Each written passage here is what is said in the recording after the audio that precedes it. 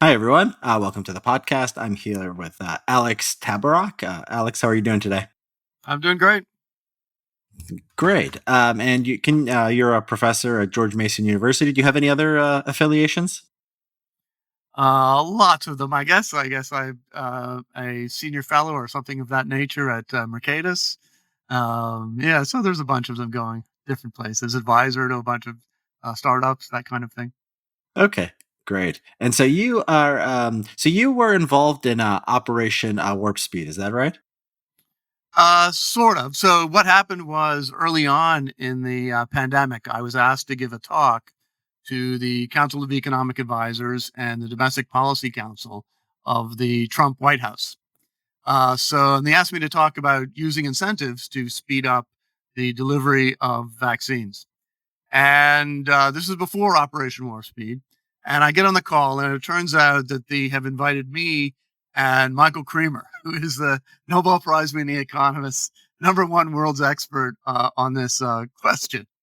Um, anyway, I was very forthright and, just saying, look, the economy is losing, tens of billions every week, hundreds of billions a month. We need to do something. We need to accelerate vaccines. This is going to be something which is going to pay off really well. I talked about human challenge trials and, was really going into it. Turned out Michael Kremer was in complete agreement, even on the radical stuff like human challenge trials, which is very fortunate. It gave me some credibility because he has the Nobel Prize. And after the call, the White House, the people at Domestic Policy Council, asked us to write a report. And Michael got a bunch of other economists together, and we did that. And we proposed something much like what became Operation Warp Speed. I don't know what influence we had. All the top people were on the call, so maybe we had some influence, or maybe we just reassured people that they were going in the right direction.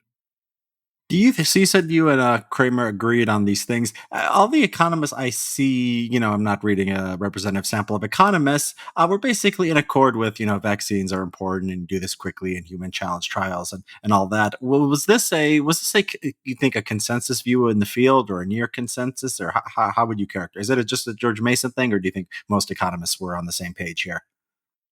I think it was pretty surprising, actually, that at least many of the economists who were speaking publicly about this, were became radicalized as the pandemic got longer and longer and longer. They became more radicalized. Not just the economists, but I've been a longtime critic of the FDA. Pointing out that there's an invisible graveyard, right, which is when the FDA delays a good drug, then people die who would have lived, but they're buried in this invisible graveyard. It's hard to see. And it was amazing to me that the pandemic brought this home to a lot of people. And so you started to see articles in like the New York Times, Ezra Klein, and people like that became very anti FDA, or at least arguing that the FDA needs to speed up. So that was kind of remarkable to see that change over time. And I think economists were in the same boat. Yeah. And what they did was, something that people didn't think they could do. They could get the vaccines that quickly. People were surprised. Do you think the lesson from all of this was that we could have done, like, okay, let's say cancer was a new disease and it was killing, I don't know how many people cancer kills a year, hundreds of thousands, millions. I have no clue, right? But if the cancer was just like a new thing and we said, oh my God, we can't put up with this. We're going to have to do a Manhattan project to get rid of cancer. I mean, is this something we could do much faster, but there's just no sense of urgency? Do you think that there are broad lessons here that we could apply to other areas of medicine and science? I think there are narrow lessons, and people are probably taking it too broad. So I'm a huge supporter, obviously, of Operation Warp Speed. I think it was the government program which has had the highest benefit to cost ratio of anything since, let's say the Manhattan Project. Just a tremendous, tremendous success. And now people are talking about, well, we need an Operation Warp Speed for X, for Y, for Z, for cancer. And I don't think it works out so easily because there were a few very special factors. Number one was that we'd actually done a lot of research prior. So, the genetic code of the virus was uploaded to the web something like January 11th. By January 13th, a vaccine had already been designed by a bishop and people at the NIH working with people at Moderna. So it only took a couple of days to design the vaccine.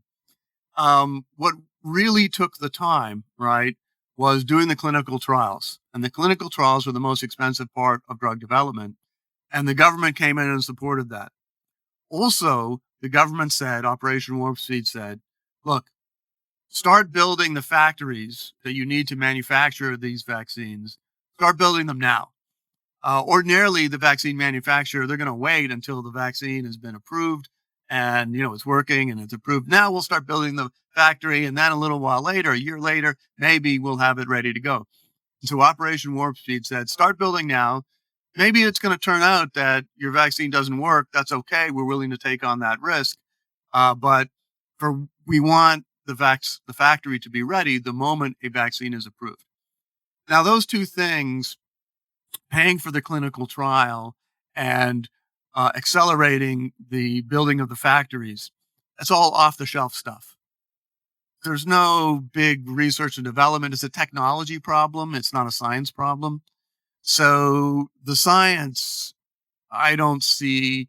We already support the science a lot with university funding, and there's lots of money for cancer research, and I'm not saying we shouldn't support it more, but you can't accelerate those. You can't accelerate the science the same way you can accelerate the technology. The same way you can accelerate just the business decisions to start building the factory now rather than later. So I think the areas where an Operation Warp Speed could be successful are fairly limited. They may be important. Like, we just, NASA just sent up a spaceship to bang into the asteroid and knock it off course. And if we had to do that in real time, yeah, we could build, get the rocket ships and, the SpaceX and, recommission some. So we can solve technology problems, business problems, speed those up, not so much science problems. So yeah, so vaccines were a proven technology, and you said they developed that vaccine. They developed the first vaccine right away. The but something like was the first vaccine they developed over the weekend? That was one of the mRNA vaccines. Correct. Correct. Yeah. So Yeah. they had this technology. So the mRNA technology was, I guess, somebody knew that it could work. Um, and they were ready to do it right away. But the mRNA had not been used before, right? It had not been used in a successful vaccine before. So, at least on a commercial scale. So Moderna had been investing millions and millions of dollars, and so had BioNTech. Um, they'd been, BioNTech, hired Catalina Karolika, this researcher who couldn't get money from the government. She went to Pfizer, BioNTech. Anyway, so Operation Warp Speed is also a big success for the venture capitalists because they had been funding Moderna and BioNTech without any profits for like 10 years. They're just spending all of this money developing this technology. There's no products, but they had produced like, small runs of drugs and vaccines. So they knew the technology could work. It was just, they hadn't had the opportunity to scale it at a commercial level. Yeah. So okay. So there was this technology that you needed the government support. You needed cutting red tape. You needed to buy the purchase orders. I guess what I'm wondering is maybe there is and I have no idea if this is true or not. But is it possible that there could be some technology out there for cancer that if we did this, if we gave the same treatment, if we said we're going to help you with the trials, we're going to help you with the liability issues, Right. we're going to help you buy even buying purchase orders and things like that. Is it at least plausible? And we went to the biggest biotech companies and said, we're going to trust you. Just give us your best idea. We'll do the purchase orders. We'll do the speeding up the trials. Everything. Is it possible we could get some kind of similar result, or you think no? It's just the vaccine thing is unique. Yeah, I think the vaccine thing is fairly unique. Another way of thinking about it is, look, you're really just accelerating progress. So let's even take a long time scale, like 10 years. So in 10 years, do we expect to have a cure for cancer? No, right? I mean, I expect things are getting better, right? And, there's a little bit of progress every year, and I would rather have the treatments of 2032 than the treatments of 2022. But even if we brought the treatments of 2032 and brought them, to 2022, it wouldn't be quite the miracle that the vaccines were. We'd all be very happy about that, but, it wouldn't be the miracle a change. Where I think something like Operation Warp Speed might work is just, I've just thrown this out as an example, but um, protecting the electrical grid from like from a solar storm, right? So that's again one of these events which happens sort of once every 100 years, and but a bad solar storm could literally, wipe out the internet, wipe out computers. This happened in the Victorian era. It wiped out the telegraph, the first telegraph. And you could just imagine like how bad that would be. I mean, you've seen in Texas, the electrical grid goes down, and it's incredibly expensive. But we could protect ourselves from that by burying the lines, insulating the lines. We have that technology, but the electrical companies are not willing to spend all that money, to update all of their equipment. But that's something that a Operation, Warp Speed program could probably do. So how did the Trump administration find you in the first place? That's a good question. I don't know. I'd written a little something for Mercatus on using prizes and things like that. So I think maybe somebody said Michael Kremer, and somebody else said, "Well, we need some conservative guy." And so I don't know how they found me, but something along those lines. Yeah, and so and what month was this when you had that call and you? So it's a good question. So it was pretty early on. It would have been like March or April, something like that. I can't quite remember. The Okay. other thing which people don't know or don't remember accurately is actually the Council of Economic Advisors had written a report in 2019 talking about the potential $1 trillion loss of a pandemic. So that was purely coincidental, but they were in kind of a good place to be thinking about these issues. And the head of the Council of Economic Advisors, Thomas Phillipson, he was a University of Chicago guy, and so he'd written about FDA delay, so he knew my work. So maybe it was through him or something like that. But he again was in a good spot to, coincidentally, but was in a good spot to give Trump good advice. So yeah, so you put stuff on the internet and somehow somebody found you. I guess that's how it usually works. That's it. That's it. Yeah.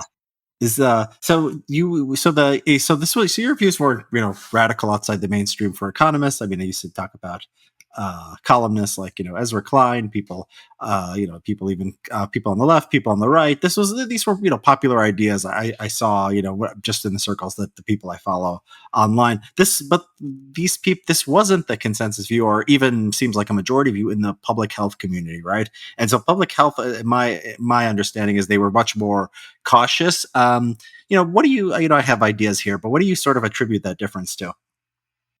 Yeah, so I think they weren't popular views at the beginning. They became more popular over time. um, but yeah, the public health people. I mean, there was a New York Times piece early on looking at all of the things we could possibly do to accelerate a vaccine. Okay. And it sort of gave you a options, so you could be the vaccine czar and do this and do this. And even under the most optimistic scenarios, we wouldn't have gotten a vaccine. So, until much later. Um, so I think there was a feeling that this just wasn't possible to accelerate it that much. They underestimated, what could be done. In fact, we talked, the team was Michael Kramer and all these economists, myself. We started talking very early on with a bunch of people in the field. And we said, what would it take to get a vaccine approved in under a year? How much would it cost? He said, "Oh, that's impossible. It can't be done." And then you'd sort of say, "Well, what if we gave you $1 billion?" And then they begin to like think about it, and just nobody had ever offered this kind of money to them before. Nobody had, they hadn't really thought about it. So when you came with that kind of money, and in the grand scheme of things, what Operation Warp Speed spent, like 15, 18 billion, was not a huge amount. Certainly not a huge amount relative to the benefit. But people in the medical sphere had never thought about, well, what could we do if we had $1 billion? Well, we could start doing this and this and this. And once you got them thinking about it, then it became clear that maybe something could happen. Yeah, and I mean the thing about the pessimism, I guess what's a little bit confusing is about it because okay, you had the mRNA technology, nobody knew for sure how great that would be, but you also had vaccines developed on traditional vaccine technology, right? I mean, and the Chinese Yeah, had a vaccine, and the Russians had a vaccine, and they were not as good, but they could have they could have contributed to a return to normalcy. I think they protect pretty well against extreme outcomes. So, why didn't anyone like people couldn't foresee mRNA? Why couldn't people foresee that you could have like a Sinovac or something like that pretty quickly? yeah, it's an excellent question, and uh, I actually think we should have made it. The one thing that Operation Warp Speed did, which I was a little bit worried about, is we made all of these high tech bets, and we did not make a bet on a low tech, traditional vaccine. And so we were arguing that we ought to make a deal with China that we'll give you some mRNA if it works, and you give us some traditional stuff if yours works, and we'll make the swap. Of course, with Trump, that kind of deal with China wasn't likely to happen. But why people weren't more optimistic, yeah, I don't know, because you're absolutely right. The Chinese also did a great job. And I think the Chinese vaccines, as you say, they're pretty good. They're better. I think they're better than people think because there's a little bit of propaganda on both sides, right? About how well these vaccines work.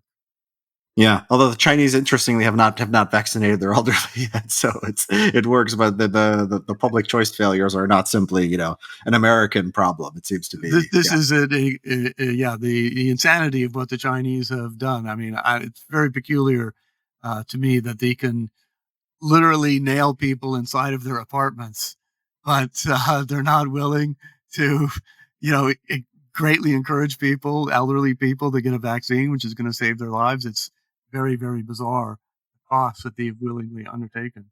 yeah. Although it does sort of remind me of the American response. I mean, we are more willing to do lockdowns or masking for everyone than we are mandatory. Mandatory vaccines seem to cause a lot more pushback. Yes. So maybe there's some we're just like them after all. I mean, maybe there's they're a little bit more able to lock people down, but it seems like nobody wants to nobody wants to force people to take vaccines against their will. Although it's strange why they don't go you know more my opinion of the China has just come down to they're yeah one of the things you said in your I watched one of your talks that you got worried about COVID early because you saw an authoritarian government shut down early, and you look at their revealed preferences and you thought, well, they must care about economic growth much more than they care about saving lives. And I look at that Yeah. now and I see their what they've done to their economic growth, and I think maybe our Yeah. entire model of what motivates this regime was completely off.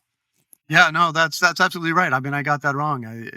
Yeah, I did think that if anything, the Chinese were more concerned about GDP than human rights, and oddly, that seems Yeah. not to have been the case. Yeah, yeah. I mean, it could be human rights. It could be saving people. It could be just power and Right. control. I mean, there's Yeah. something going on here, and it's not a simple story of economic growth. Um, so this is a.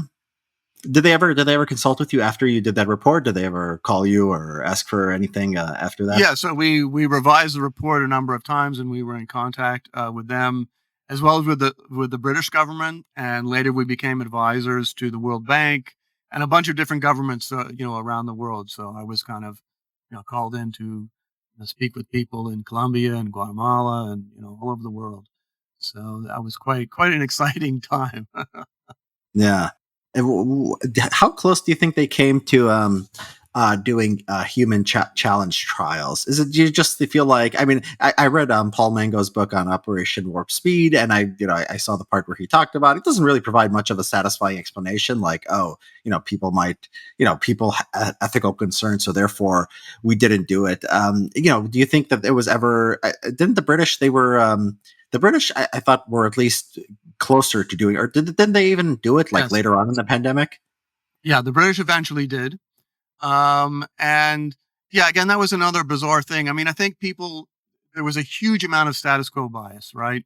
Or omission commission fallacy, right? So the way I explain it is this: even when parents are thinking about should I get my child, vaccinated, let's say pre-COVID, and one of the things that parents I think about implicitly in their head is that if I choose to have my child vaccinated and something bad happens, rare side effect, it'll be my fault. I will have taken an action which caused them to get sick, and I'm going to feel guilty. I'm going to feel terrible. I will have done something to harm them. Well, if I don't get the child vaccinated and the child gets sick, well, that's nature. That's bad luck. That's ill fortune. It wasn't something which I did. And I think people opposed a lot of so-called medical ethicists and bioethicists opposed human challenge trials because they felt, well, if we do this and someone gets sick, it'll have been my fault. We will have done that. And to both of these ways of thinking, my response has been, look, it's not about you. Okay. You have to take your feelings, your emotions out of the equation. It's not about whether you're going to feel guilty or not. Just do the thing which increases expected value. Do the thing which is best for society as a whole or best for your child, and take your emotions and feelings out of it. And that was very, very hard, apparently, for non-economists or, you know, uh, uh, for normal people, let's say, to do. Though I think a lot of the things which I criticize the government for acting too slowly with COVID, they are doing on the whole much better with monkeypox. So I think there will be human challenge trials for monkeypox. They've put in requests to do that. A bunch of places went to first doses first, which I had argued for COVID to delay that second dose, get more doses widespread of first doses, get it to more people. We didn't do that in the United States. We did it in Canada. Britain did it. But a bunch of places in San Francisco have just said, well, we don't care what the CDC says. We're going to do first doses first for monkeypox. So I think we are all of the criticism and talk, while it may not have moved things on COVID as much as I wanted, that has generated more support for doing things for monkeypox. Yeah. So this is, I mean, this is an optimistic story, right? Government, it's, I guess, I mean, depending on, how you look at it, government failed. And the next time, and this is what I recently talked to Tyler, and this is, his characterization of it. And, next time it got better. I mean, it's not like the Biden administration has a press conference as, the Trump administration was right and public health and, and some of the people we were listening to were wrong. But, the better argument and the more rational policy sort of did win in the end. Is that how you see it too?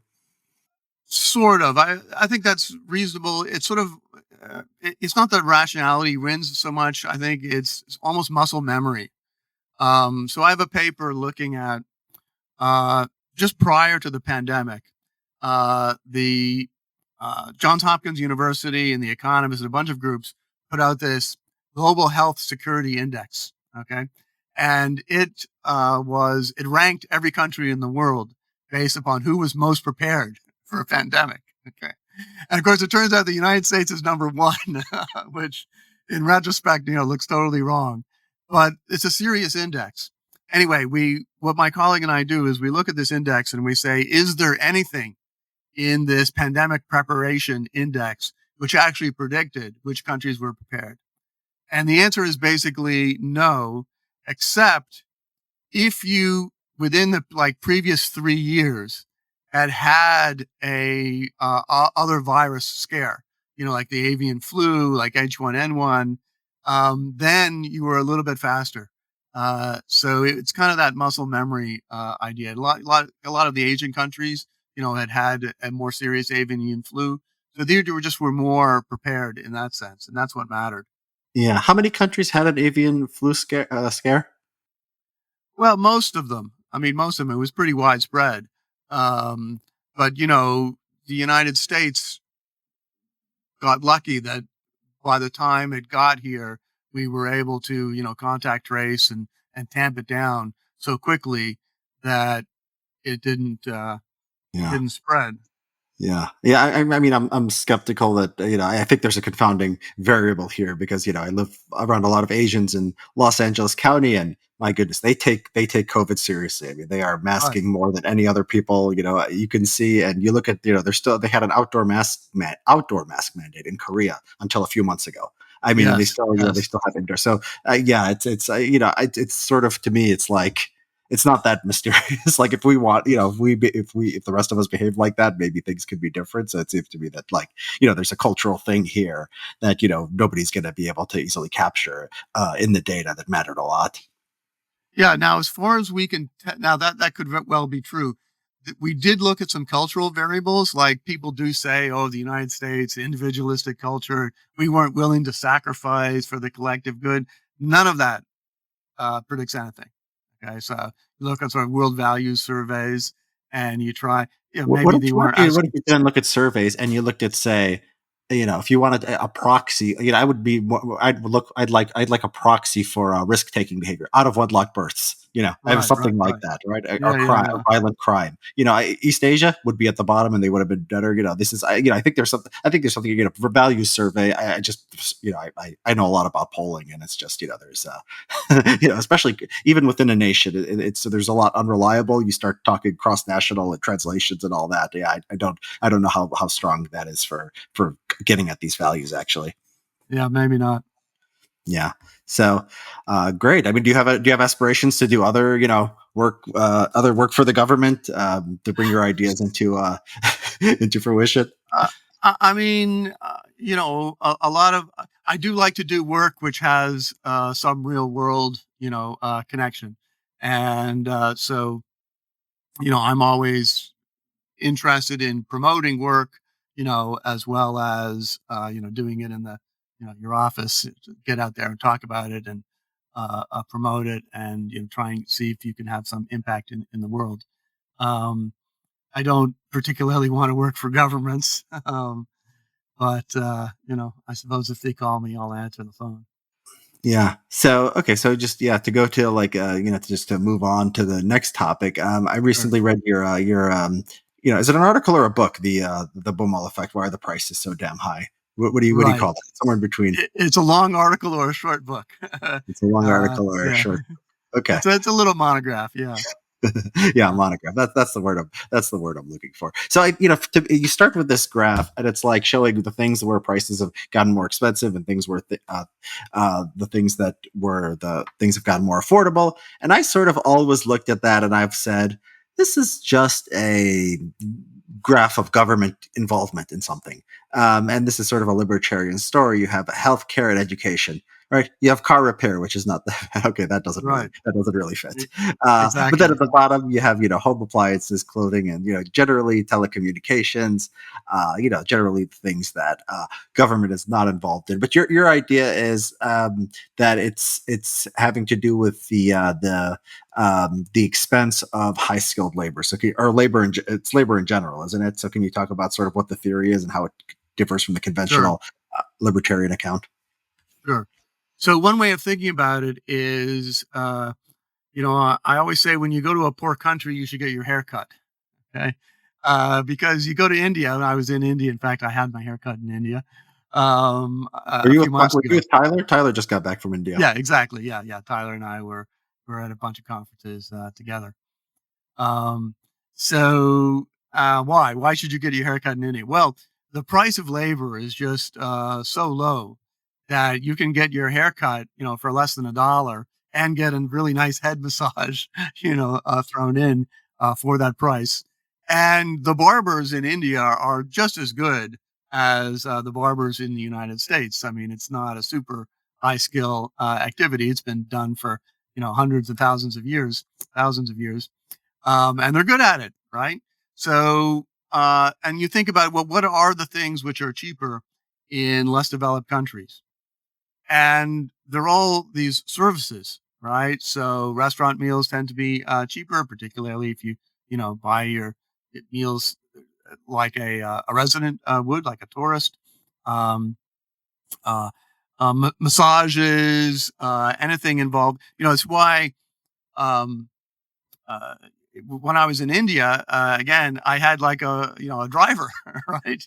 I cannot afford a driver in the United States, but in India, for one, I'm too afraid to drive on the roads. Nobody who does not live in India should ever drive there. But it's possible for somebody of middle class means to hire a driver, right? And this also, you see the same thing over time. So Agatha Christie kind of famously said, when I was young, I thought I would never be rich enough to afford an automobile, nor poor enough not to be able to afford, a cook and a servant, right?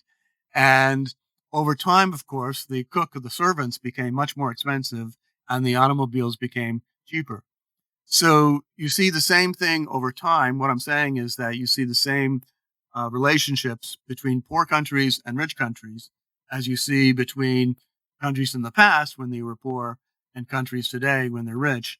Namely, prices of goods have gotten low, while the prices of services, the richer the country is, the price of services are high. And probably the fundamental reason for this is that for a lot of services, not all, but for a lot, it's like really hard to increase the productivity. Okay. Like, I mentioned barbers, the technology of giving somebody a haircut that has not improved in like 1,000 years, right?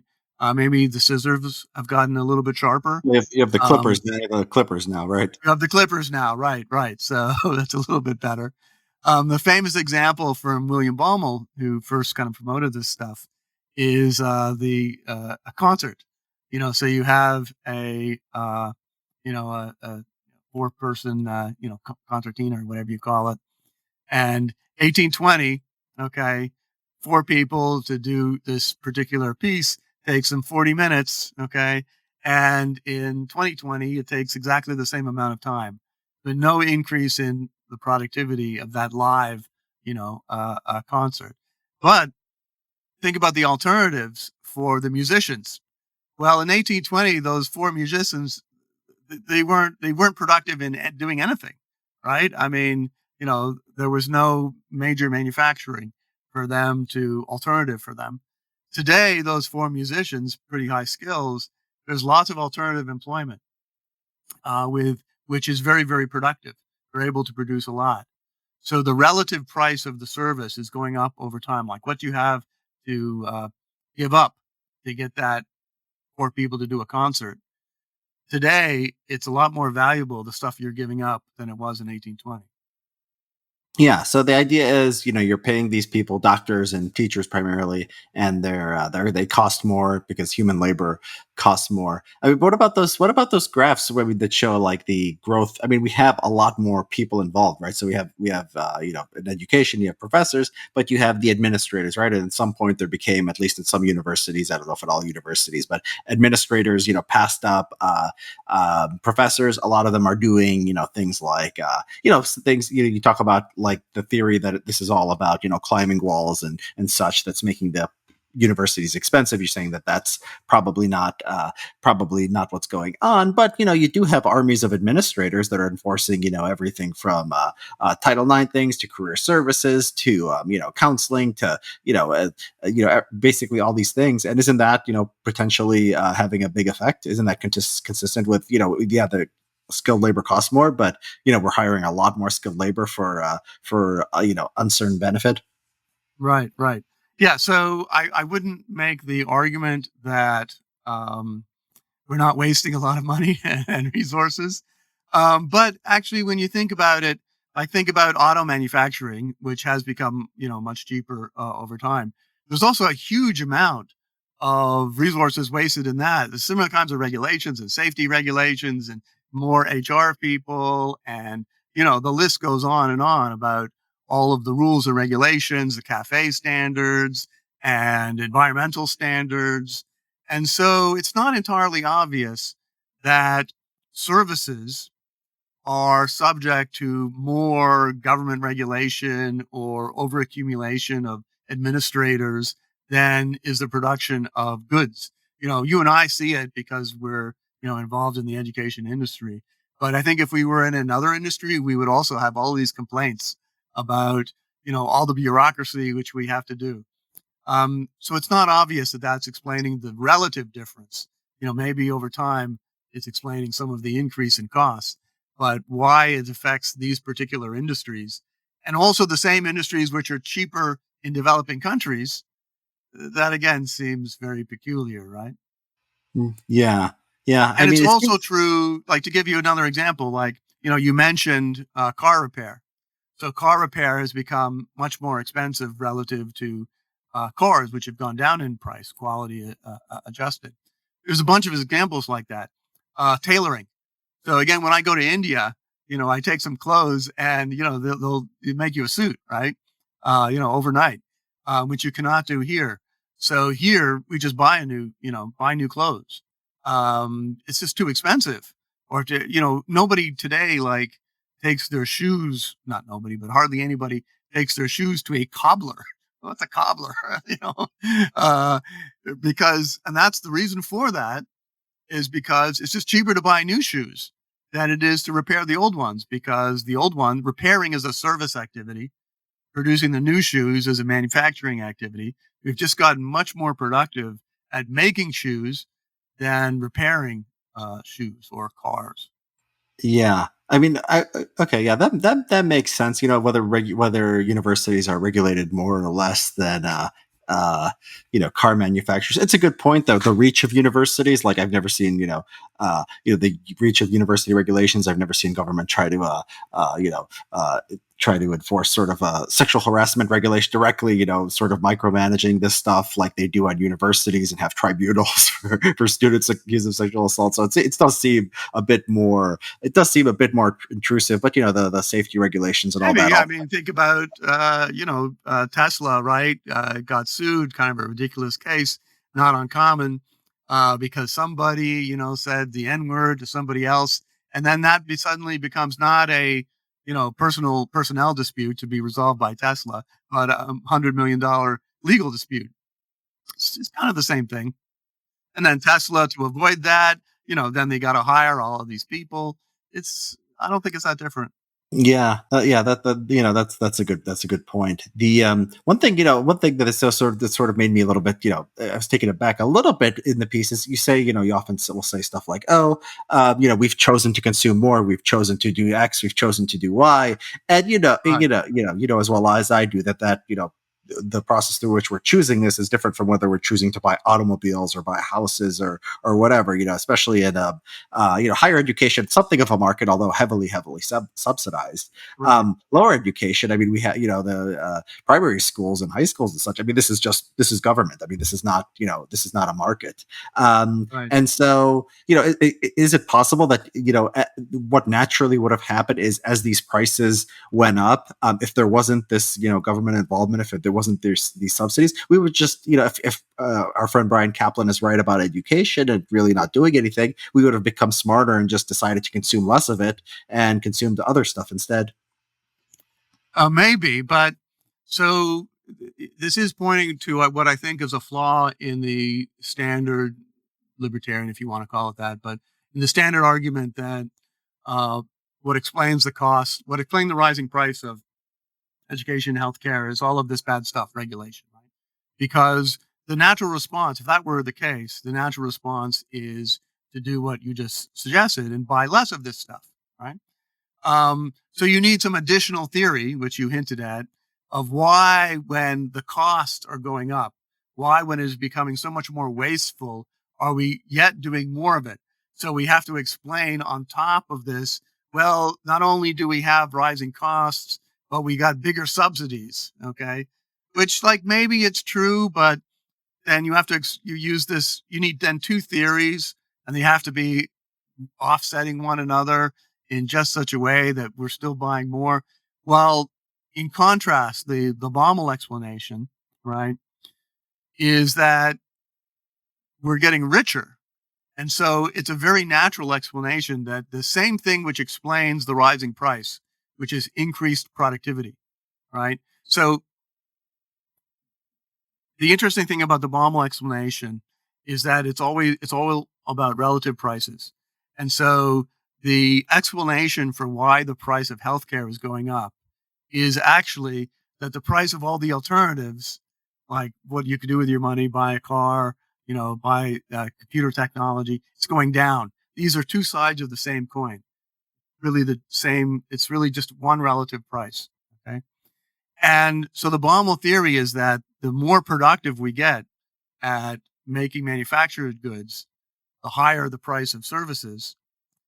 So at the same time that the so it's very easy to explain why you might buy more because with a rising price, because you're also getting richer. So it's the same theory which explains both parts. The rising price and buying more, one's a substitution effect, one's an income effect. Both are happening at the same time and have the same cause. So the Baumol theory is a much more clean theory in that you don't need these two separate things, you know, the climbing walls and subsidies happening at just the right place. And also the Baumol theory, sorry to go on, I'll stop. Look, this is people have been complaining about the increase in the price of healthcare and education for well over 100 years. So long before Medicaid and Medicare, you can go back to 1900 and people are saying it used to be so much cheaper, you know. Um, so these increases in prices have been happening for over 100 years. And they happen in all kinds of different countries with all kinds of different education systems, healthcare systems. There's even some evidence, which is kind of remarkable, that you saw the same thing in the Soviet Union. So, communist countries, no prices, everything's regulated. And yet they were becoming more productive in manufacturing at a faster rate than in services. And so they too were saying, hey, you know, we used to be able to go to the ballet, for much cheaper. Healthcare used to be much cheaper. So even in the Soviet Union, the Baumol effect appears to explain some of what was going on there. Yeah. But it's still. I mean, that's still the. So yeah, I appreciate the sort of Occam's razor point. But assuming two things doesn't seem to be that much more complicated than assuming one thing.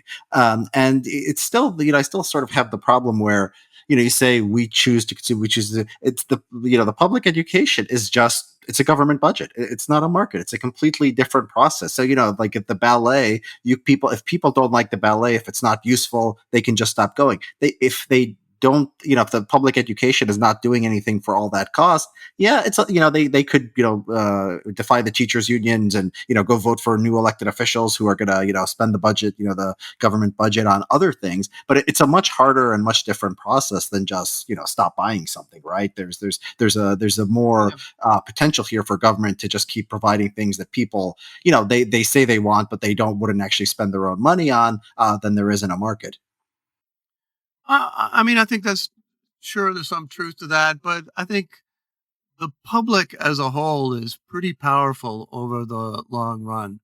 So I think, we have more doctors and nurses per capita over time. We have more teachers per student, over time. And I don't see any big push against that. I think that's probably what people want. People do go to the doctor more than they used to. People do want to spend more on education than they used to.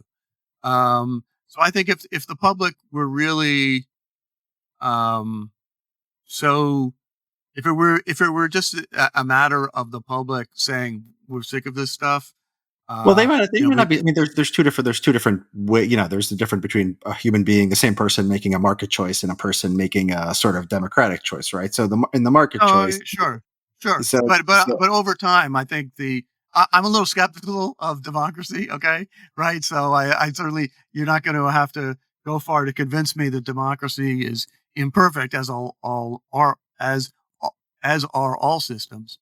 But I still think that on these big questions, like it's very easy to see on democracy how there are little tax loopholes which only benefit, one corporation, and there's a whole bunch of, tiny things in the law which just rent seekers would put them in.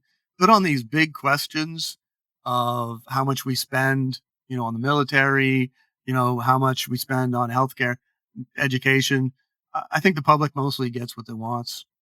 Hmm. So you think okay? So that's the yeah that's interesting. I mean, I think they get what they want, but what they want is sort of a it's a philosophical question. I think they get what they say they want, and if they had to actually make choices on their own, they would behave differently. They would shop around for the best school for their student. They would think about the choice more carefully.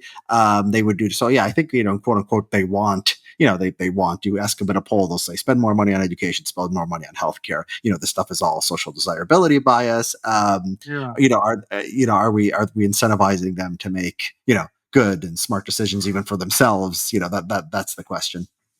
Yeah, but like I mean, on education, already people have a huge incentive to think carefully about where to send their kids to school, and we know this is a big factor in real estate prices.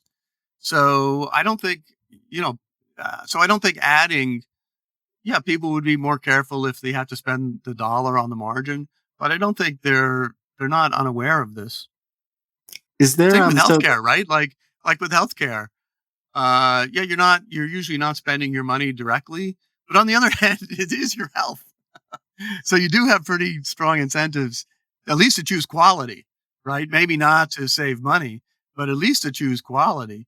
Um, So the privates, how much does the typical private school tuition cost, and how much is it compared to what is it compared to a public school? Have you looked into that? Because this seems like it would be yeah, a natural way to differentiate between these yeah. theories.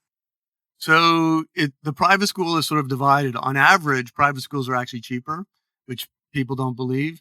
But that's when you take into account like all the Catholic schools and all things like that. Um, so if you're not sending your kid to like the local Christian or Catholic school, uh, you're sending them to a private school, it's probably more expensive. Um, at least the price is higher. Uh, so there is that division, but overall, the private schools, and the charters are cheaper, though not hugely so. Uh-huh. And Okay. one thing about the private schools is a little bit different, but it actually because it bothers me a little bit is that you and I probably agree that education could be a lot better, and yet the private schools do almost the same things as the public schools. Like just my own little peeve, I would have thought that we should be teaching like memory palaces. Okay, how to teach children how to memorize big numbers, long lists, and all this stuff, and fast multiplication and division, and all these tricks. They don't do any of that. So it's not that different. Yeah, I mean it's yeah. So I mean, when the near the end of the monograph, you talk about with productivity, productive potential productivity gains in education. So potentially, you can have one great professor who's there and he has thousands of students. The fact that I just when you talk about productivity gains in education, I just feel like I just feel that just that framing. It's like we're not producing if it's just signaling, right? Of course, you wouldn't expect that to work because the only reason Harvard is good is because not everyone can go to Harvard, right? And there's a status thing where you're on campus and you're participating in life. So if let's say let's say that uh, online education never really takes off, and in 10, 20 years things look exactly the same as they do now. Do you think that would be a strike against your theory, and the idea that we're even to talk about productivity and education is sort of missing something? Um, yeah, I'm not sure. I mean, the thing about the Baumol effect overall is that it explains so many different sectors, education, healthcare, repair services, the arts, things of that. So it's very difficult to get, one theory which is going to explain all of these areas in as clean a way as the Baumol theory does. So whenever I debate this topic or talk about this topic, you know, experts in the education, oh, well, you're probably right about healthcare, but education, no, I see all these wasted, all these cost increases. And then if someone's an expert in healthcare, oh, you're probably right about education, but healthcare, right? So there's always going to be a plethora of industry specific explanations, but they don't have the, one ring, one theory to rule them all power of the Baumol theory. Yeah. Well, I mean, I would say that, education, healthcare, there are reasons to think they're special. I mean, first of all, on that, graph you present, they are way ahead of, the price increase is double that car repair and whatever else. And then just sort of government spending, that we spend on these things. Yeah, You're just further away from sort of market assumption. So, yeah, you've convinced me, something is real there. But, people really do care about healthcare and education. And, it's probably worth figuring out what's special there and what we can do just because of the amount of resources, that yeah, we for pump sure. into it. Yeah. Yeah, no, that definitely. I think we could do better.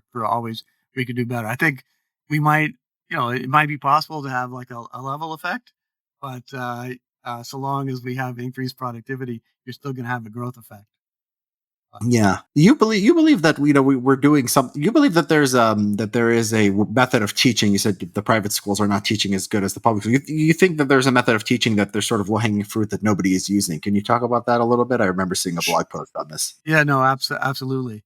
So for decades, literally for decades, we have known that there's a method called direct instruction, which has been tested in serious randomized controlled trials against other methods.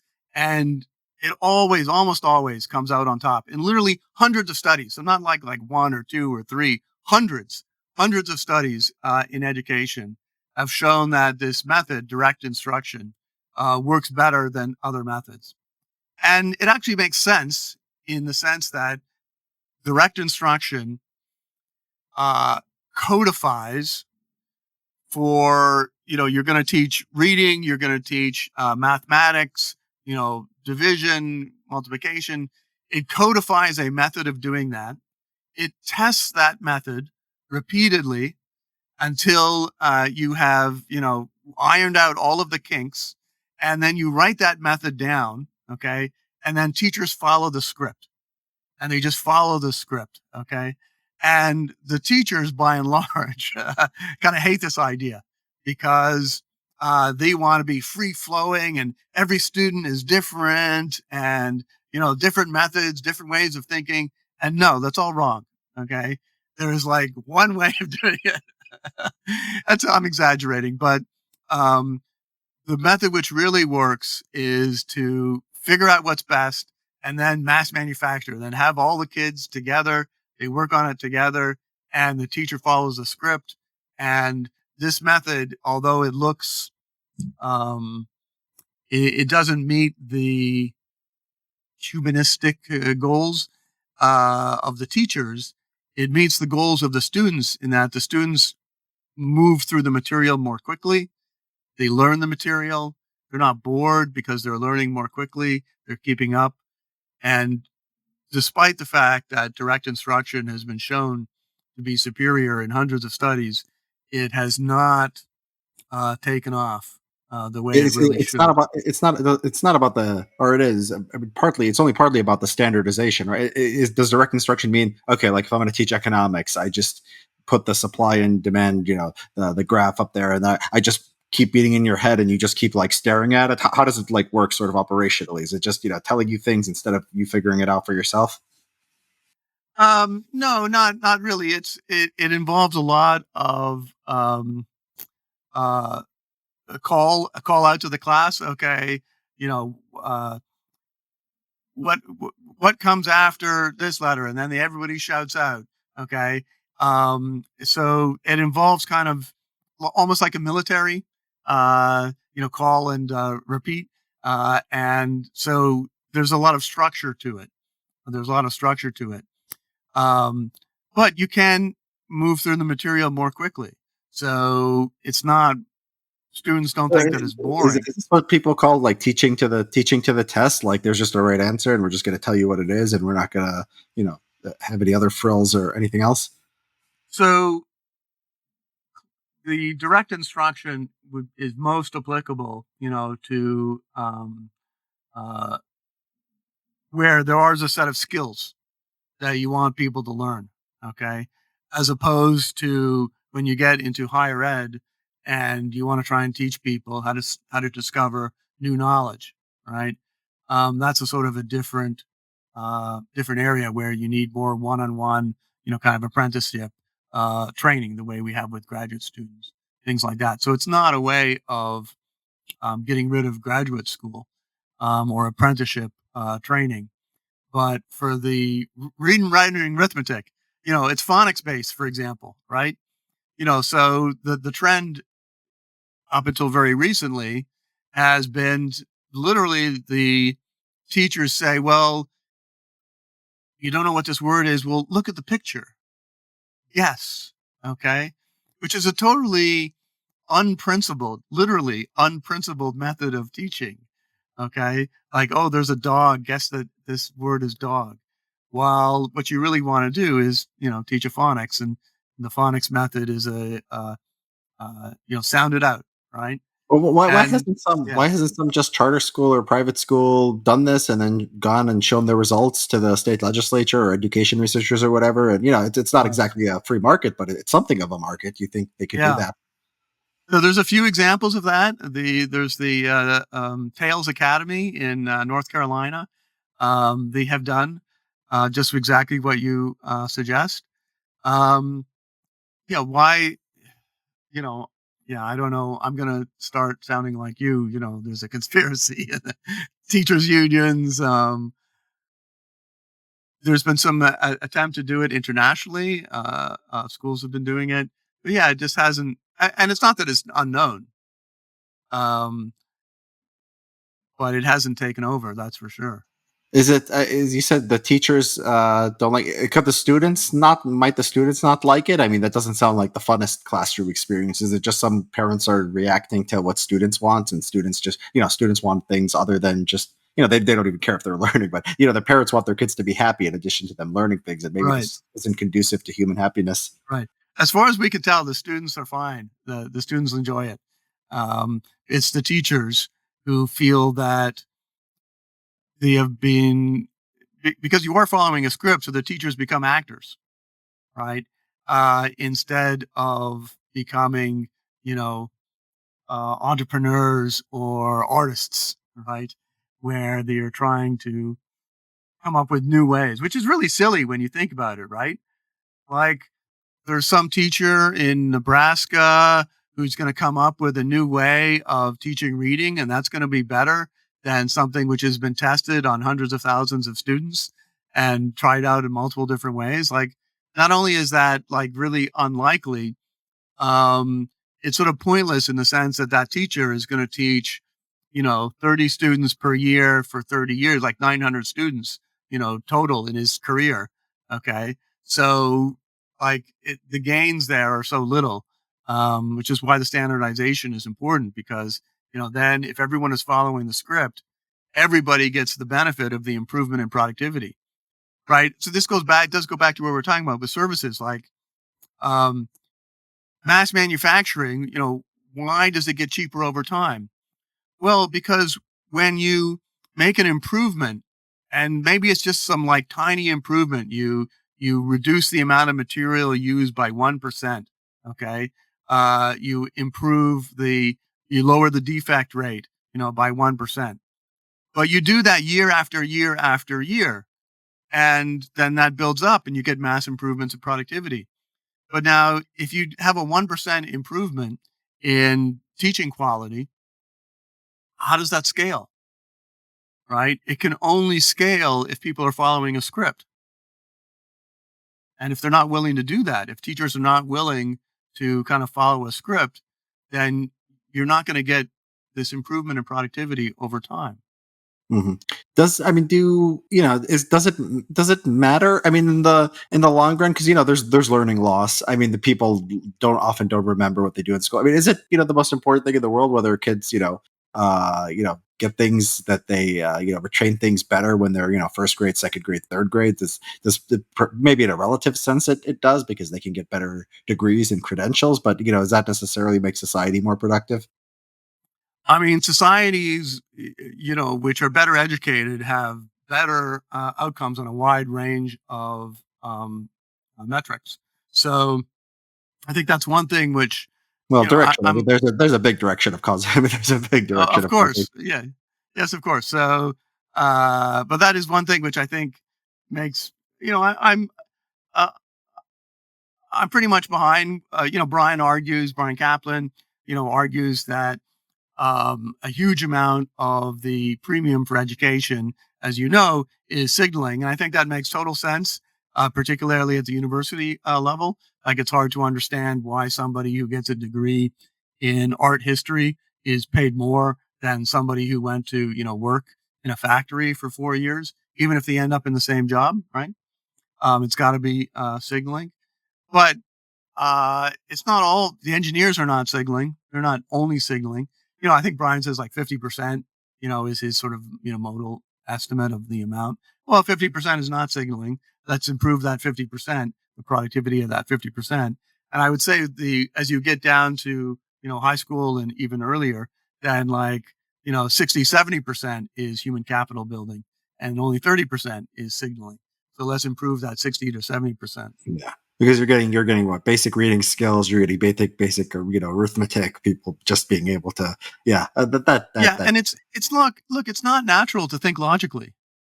And it's just not natural, I mean, reading is not as it's not a natural thing to do. There's no other animal which reads as far as I know. So reading is not natural, but it's incredibly important. So yeah, I think mathematics is not natural.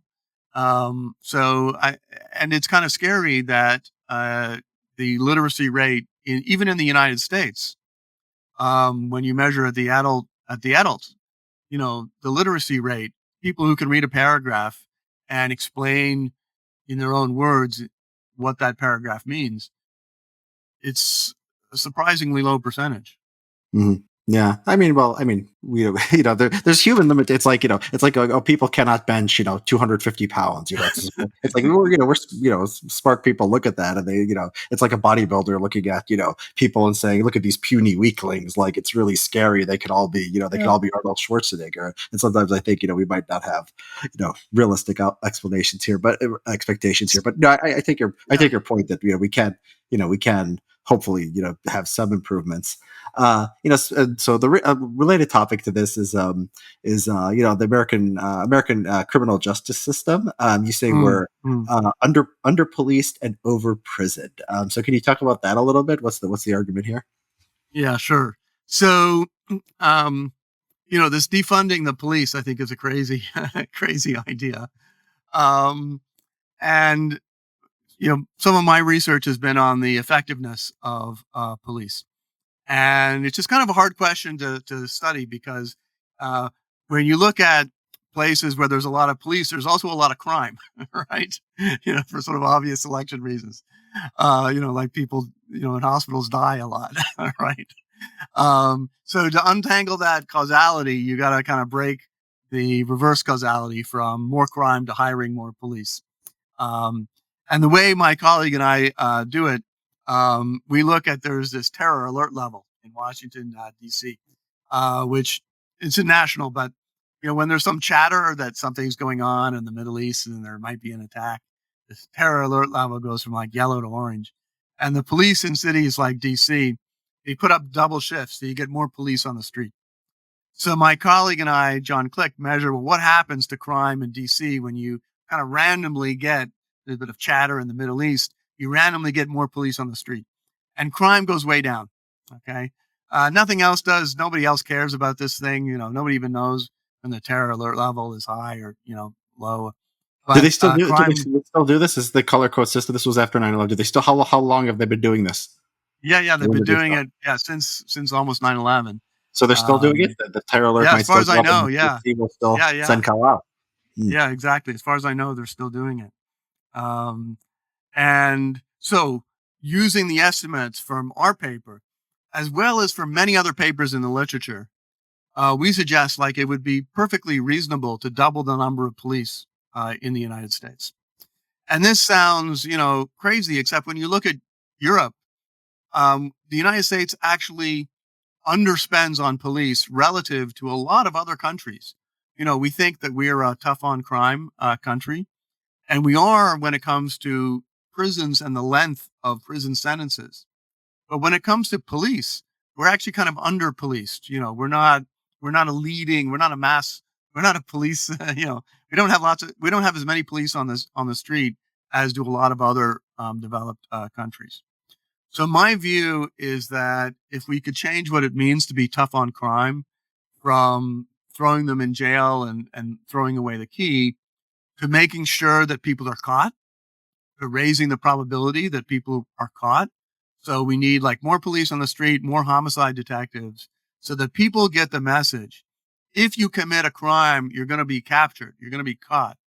Then we could have lower prison sentences and deterrence would actually be greater because that's what really people care about. That's what they notice, the probability of being caught much more than the severity of the punishment if they are caught. Yeah, that makes sense. One thing, one of my, first reaction to this, and maybe this is contradicted by, what happens or what doesn't happen in DC. But I think that a lot of these neighborhoods, I don't know if the people themselves are hostile to police, but at least sort of the activists and the intellectuals who claim to speak for these communities are hostile to the police. And I think there's something about alliance with sort of the criminal element who, for obvious reasons, are also hostile to the police. So my first thought when you say, well, double the American police presence, you're going to send them to the high crime areas. I think that maybe there'll be riots. I mean, the first thing that pops in my head, but Yeah. it sounds like in DC they do add these police to the streets, and DC has African American high crime areas, and apparently it doesn't cause riots. Or did you look for? Was there any like backlash to this that we could see in the data? Yeah, not in our study, but I agree. It's a very complicated situation. Like the way I sometimes put it is that we need better policing so that we can all be comfortable with more policing. The views of people, in the inner cities or the high crime African American areas are very conflicted. Um, because on average, if you ask, like they want more police. Okay, so they are not in favor of defunding the police. Okay, they typically want more police because they bear the brunt of crime.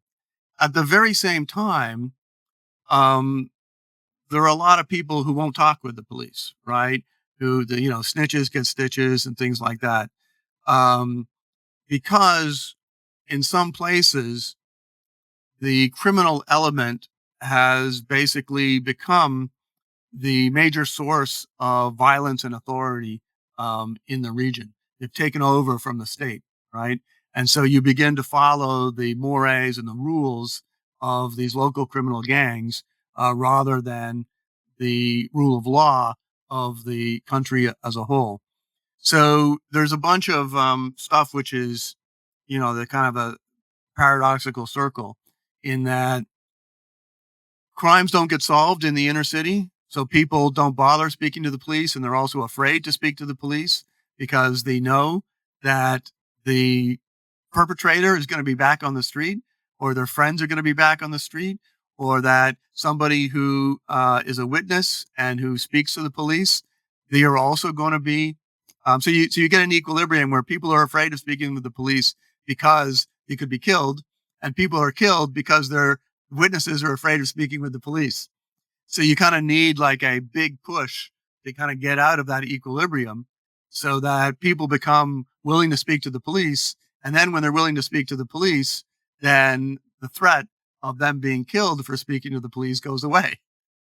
So you Yeah, get to the yeah, good equilibrium. yeah. I'm, yeah. I mean, that's sort of I don't know. I'm so pessimistic because you look at like you send more police. Like it seems like the things that cause like riots and breakdowns seem so stochastic. It's like you have one criminal who's been arrested 25 times, and like he's the one who the entire community, like I don't know if it's the entire community, but the people who want to go out and march in the streets, they're the one. He's the one who get upset about. So it's like the cops could save 50 lives. They kill one criminal, one lifetime Yeah. criminal, and the neighborhoods will burn down. It's just a very sort of tragic situation. It just seems like that would be great. So it seems like if you didn't have that sort of backlash effect, great police, more police would be a great option. It's just very very complicated. It seems like you're always one bad incident away from everything blowing up, and you could say have better policing, but it's never perfect, and it's like the social the dynamics here are like often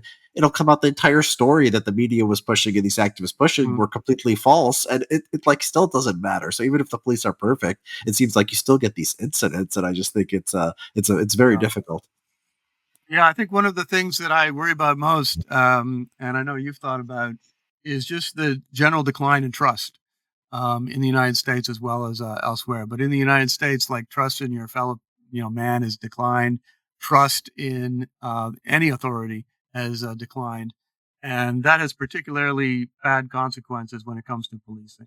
Yeah. Well, I mean, I'm not totally, I don't think the trust is a one sided thing. I think some kind of skeptical of governance. I mean, you've talked about how the Oh, public health, communities have failed. I sure. remember, I read, was it, maybe it was Brian who wrote about, and he was in Italy, and the police were like, enforcing the mask mandates, like with, with gusto. And I don't know if Yeah, that's a yeah. trust thing or whatever, but like, it seems like a lot of the resistance to sort of the bad things American government does is Right. based on this, lack of trust. So I think there's pluses. Yeah, not trusting, not trusting the police, especially when our No, police, that's I think are not that bad. Like I've been in countries where like you have to give bribes to police. It's like I think globally, I think we have very very good police, and I think distrust there, I think is particularly poisonous.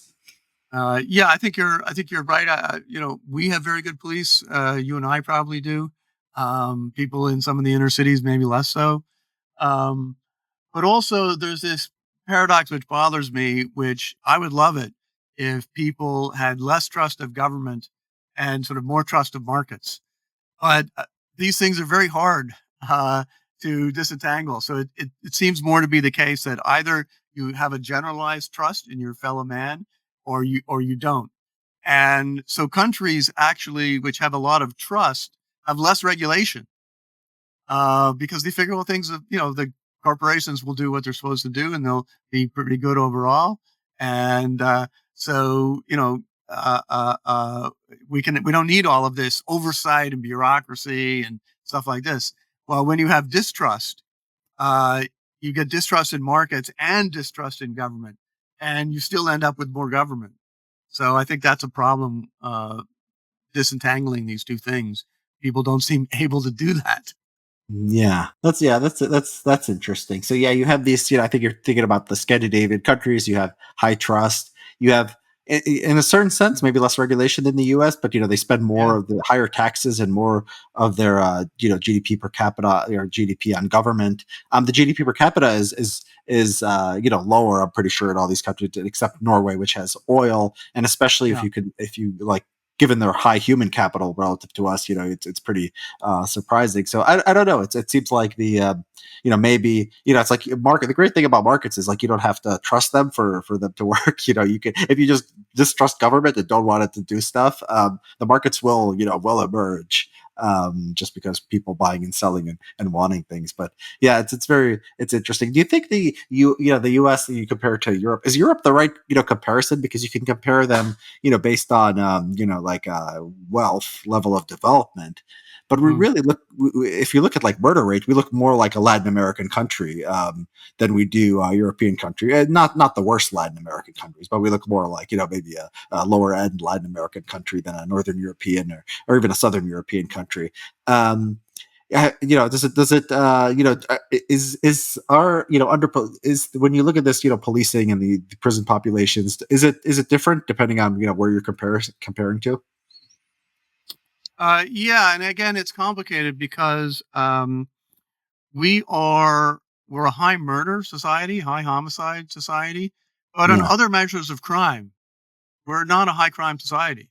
Well, do you Like, trust those other? I mean, I think murder is the one that we can measure. All the other ones are iffy. yeah, When you go to a high crime neighborhood in the U.S., it's not like, oh, this neighborhood has a lot of murder, but don't worry, you're not going to get bugged. There usually tends to be a very high correlation between those things. that's true. But at least as far as we can tell, um, auto theft is also pretty well reported because usually you get insurance. I mean, I don't know.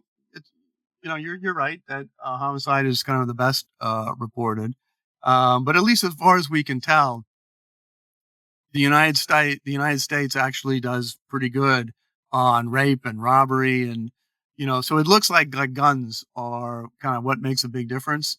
Guns and you know murder rates, of course, are particularly high in African American communities. So these two things put together kind of give us a outlier on homicide. But on the other things, we're not. Yeah, we're not that high Yeah. crime society. Yeah, I mean it's hard. I mean, I saw some data. Sweden is high on sexual. So I'm like, yeah, how does Yeah, Sweden? They're very liberal people. How do yeah, they define? I'm sure it's like yeah. college campuses where they say 70% of women have been raped or something. Right, It's, you right. look at the data and it's not very trustworthy. Uh, so, Mhm. Alex, is there anything interesting or so anything you're particularly excited about that you're working on now? Let's see. I got a bunch of this pandemic stuff, which is still coming out. Let's see, bunch of stuff in India I'm doing. Yeah, I'm not sure. I trying to. I guess crypto. I guess it's one of my side interests. I advise a bunch of different firms, startups, and so I've kept a toe in that world, and that's always interesting because they come to you with different problems, and so I have a little bit of business interests and things like that. It's always fun. Are you optimistic about the long term trajectory of crypto? I'm optimistic enough to think that it's worth some of my time to make a bet on it. Um, and okay, here's what really worries me, and I'll think about it this way: if we get a central bank digital currency (CBDC), right, CBDC, um, this would be extremely useful and I think could wipe crypto out. So a central bank digital currency would have all of the benefits of lower transactions costs and easy to make um, easy to make decisions across countries and so forth and so forth.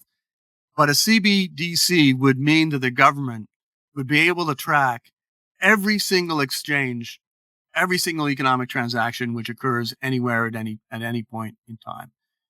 It would give them the eye of Sauron, onto everything which is going on in a way which we have never experienced before. So, and the only alternative to a central bank digital currency, I think, is a privatized crypto currency, something like Zcash, which maintains privacy. So I do think we are coming to kind of a split, and if we don't go for a privacy preserving digital currency, then we're almost certainly going to get a central bank driven one, which whatever promises they give us in the beginning, the temptations to use that for control of the economy and private life are going to be so large that I'm very, very concerned about that.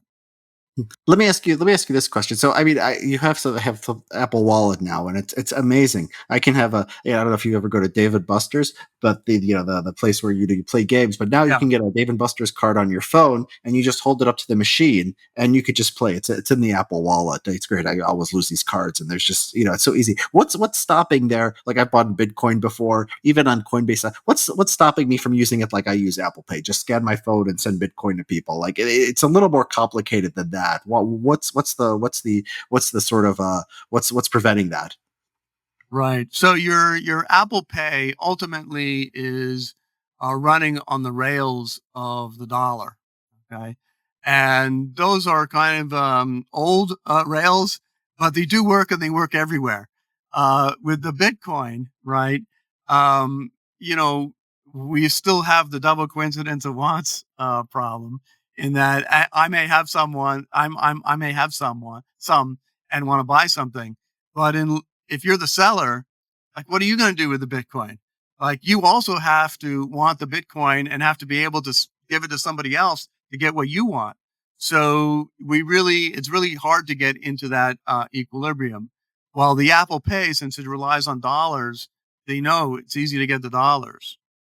Is it just there's so I mean, what's preventing? I mean, right now, I could send you $1 right in 5 seconds. Exactly. Bitcoin is Yes. a little more but why can't I mean? Why can't we like me and you? We both let's say I want to give you a Bitcoin and you want to spend it on other things. What's stopping that? Why can't there be a Venmo for Bitcoin?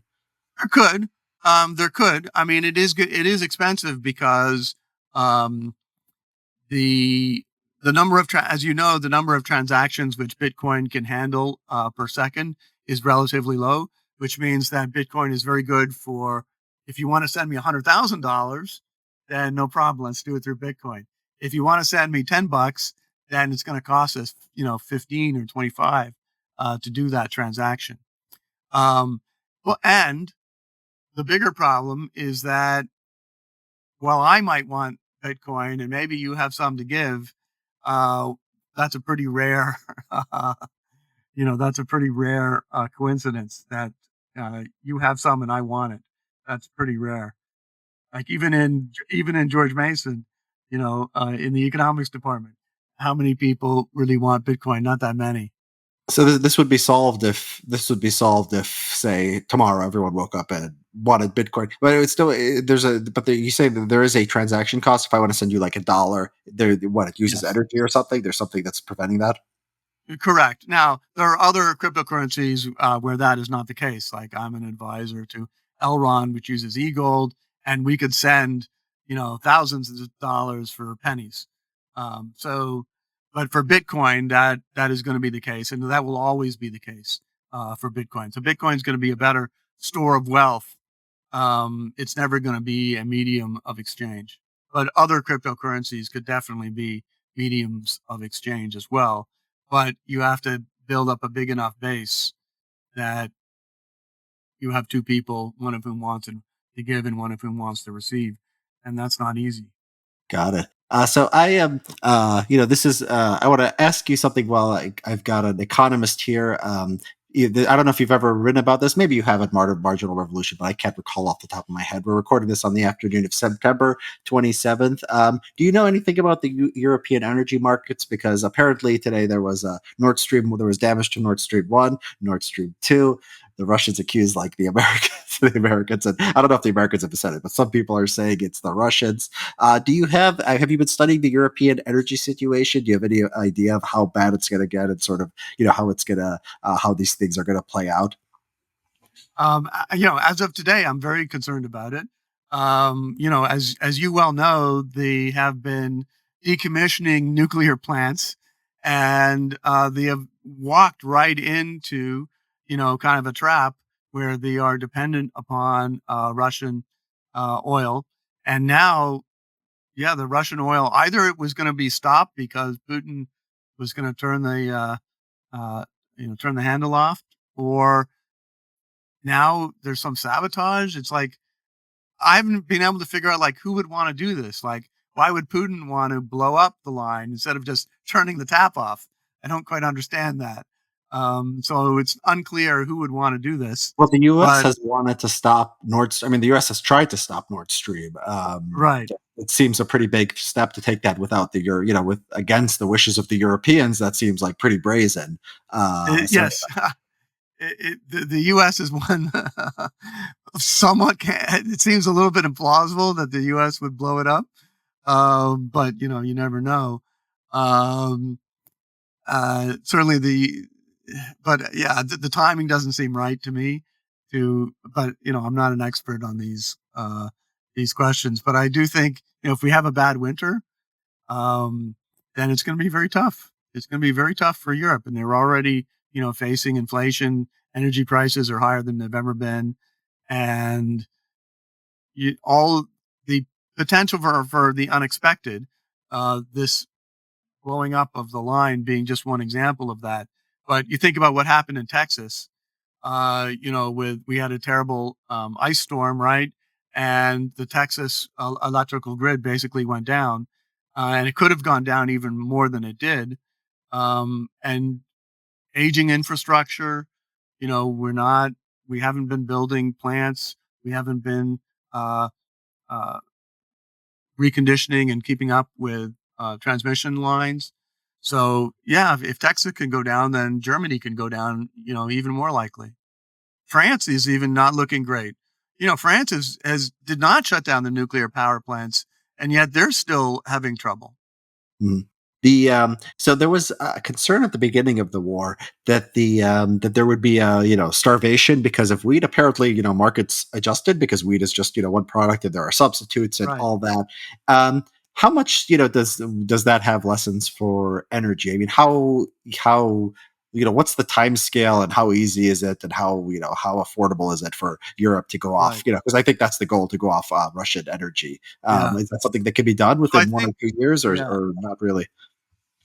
So I think the wheat issue is a little bit of a red herring, in that it was true that Ukraine. We're supposed to say, you can't say the Ukraine anymore. I get in trouble. It was true that Ukraine was responsible for, even countries have pronouns, was responsible for a large share of the exports of wheat. But the most of the wheat is used internally. So the exports were actually a small share of total wheat production, right?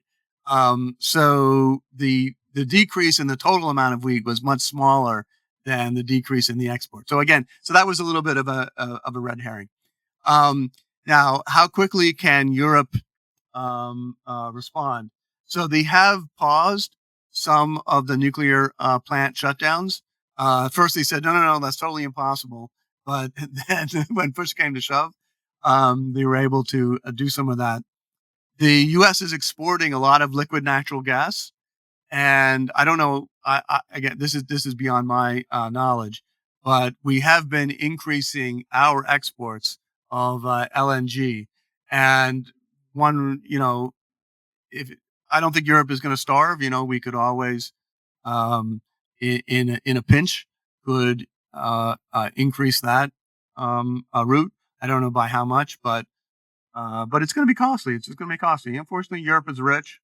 They can afford it, but it's not going to be cheap.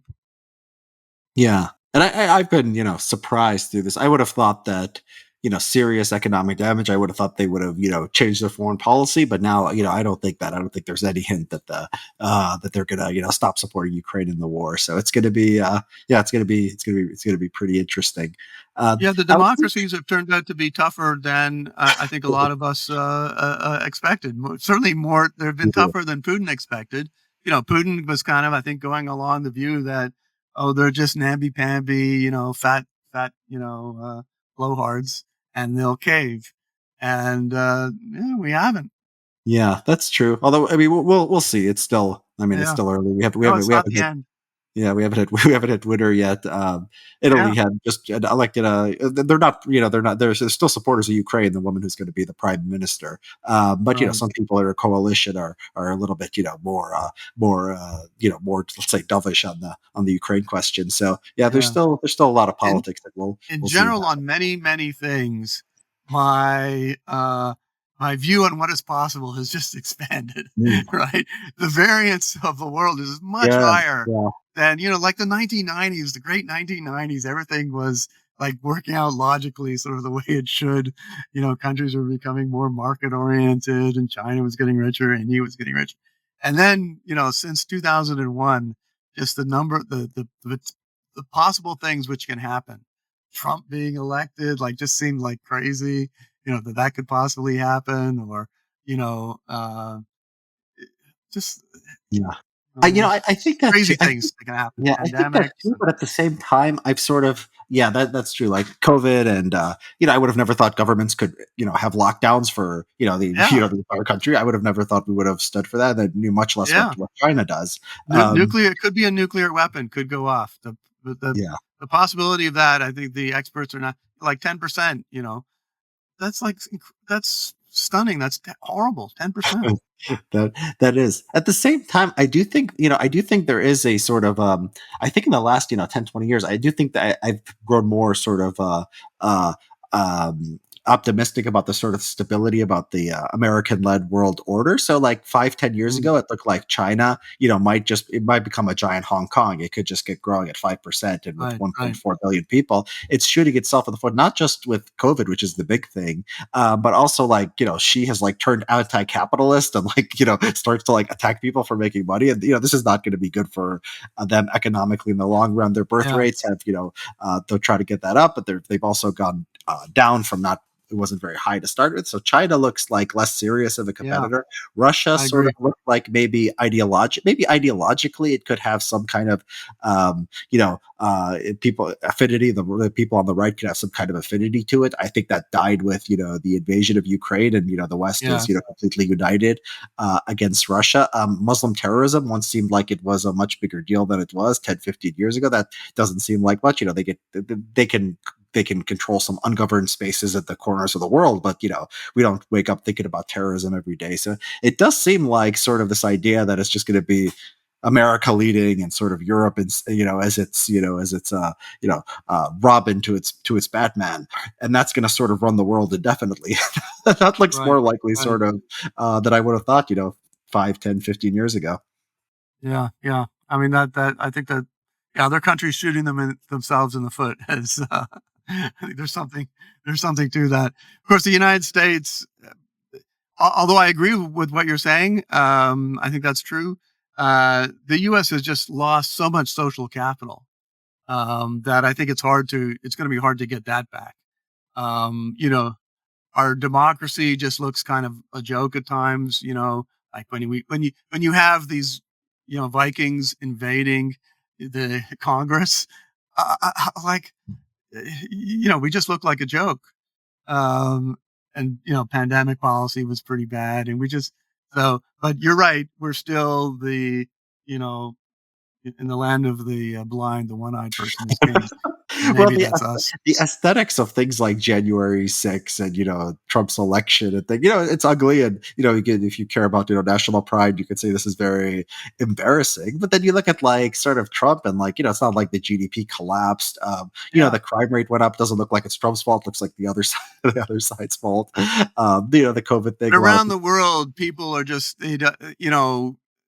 people like from India, for example, they used to come to the United States and stay in the United States.